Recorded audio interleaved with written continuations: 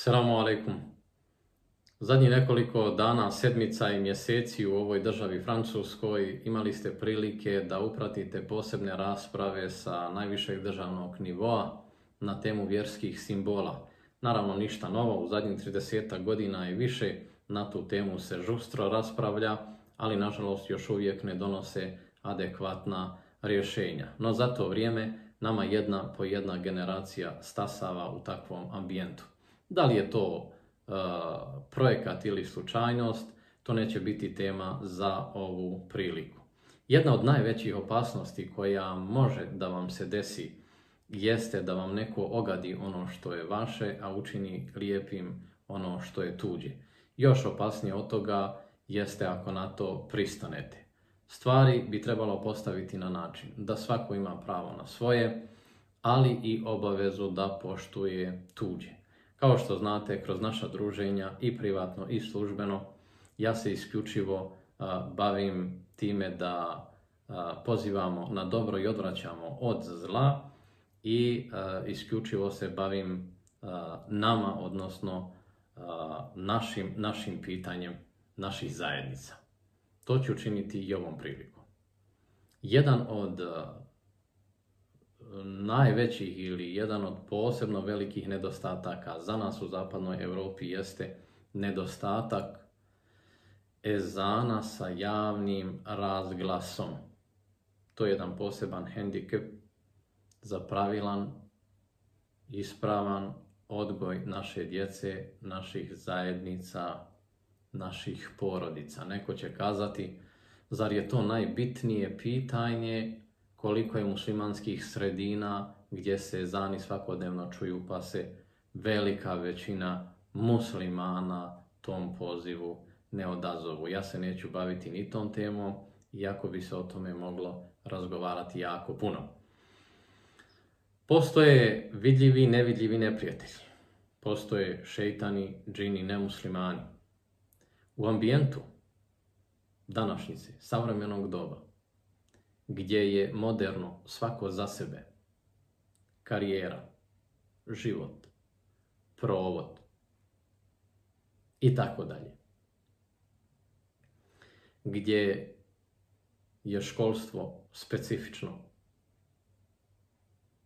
gdje se što god je moralno smatra nazadnim, uglavnom, otuda i ove žustre rasprave. A onda kada se kroz sve to u ovom ambijentu današnjem kakav jeste, gdje je porodica na zadnjem mjestu kao vrijednost, gdje je zajednica kao vrijednost negdje u začelju i tako dalje.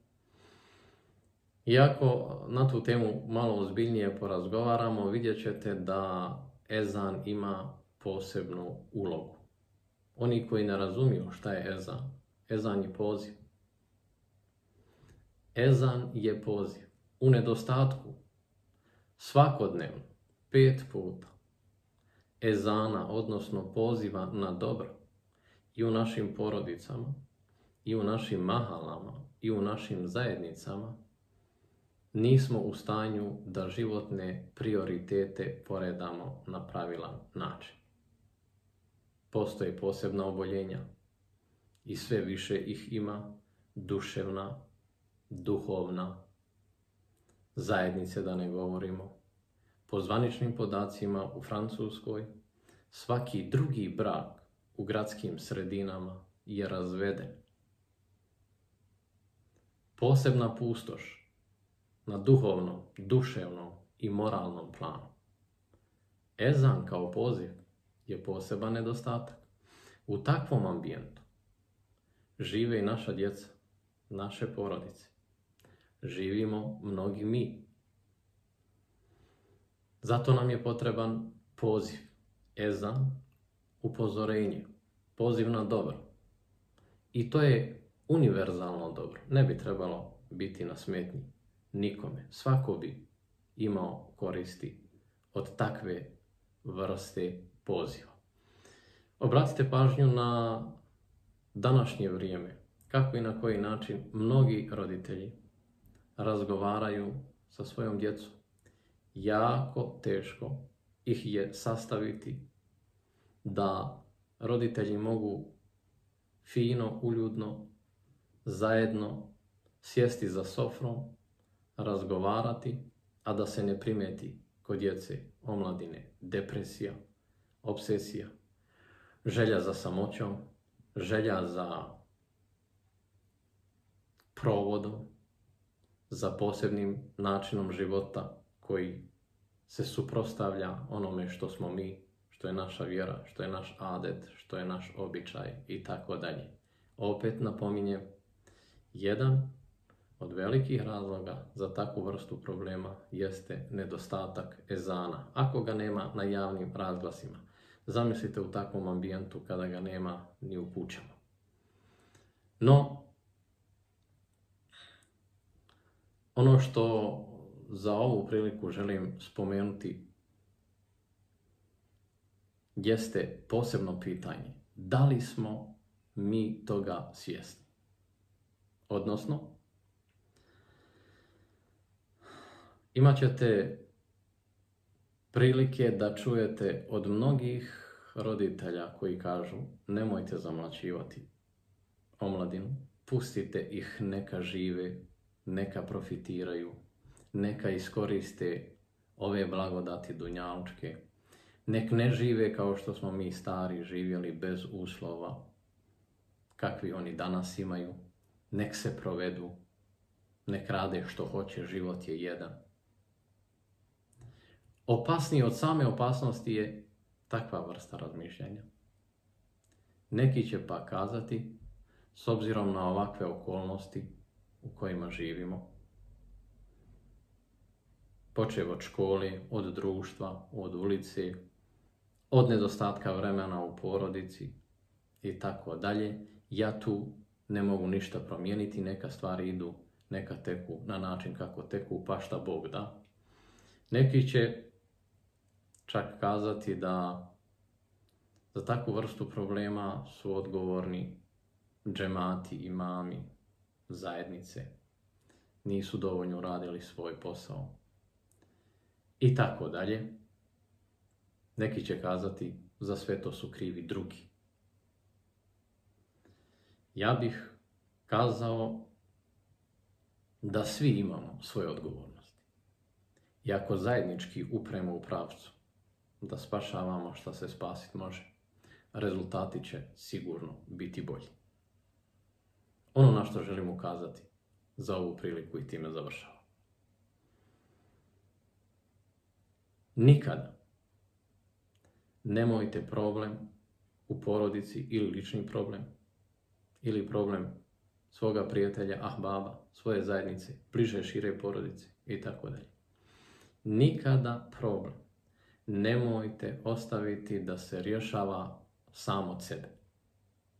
Sam nek drugi ne čuju da on postoji, pa ćemo vidjeti, možda će se to nekako riješiti, a da mi nismo svjesni kako. Drugo, nisu uvijek i za sve krivi drugi. Treće, razgovarajte i uvijek budite spremni da saslušate drugu stranu. I četvrto, bar za ovu priliku, nikada ne donosite brze odluke. Ne sijecite po brzom postupku. Razgovarajte, savjetujte se, tražite savjet i tražite rješenje. U zapadnoj Europi ljudi su, porodice su egzistencionalno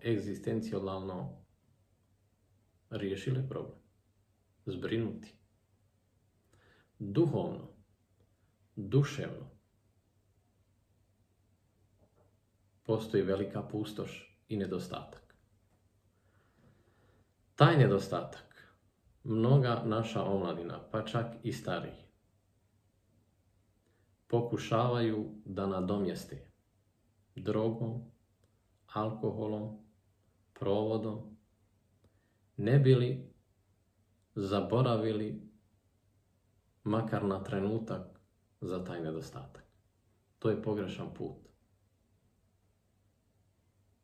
Tu duhovnost, tu pustoš, taj zahtjev tih duša koje imaju potrebu da udovolje svojim dušama, moramo nadoknaditi na pravi način. I ovo je jedna vrsta ezana, a neka se odazove ko hoće.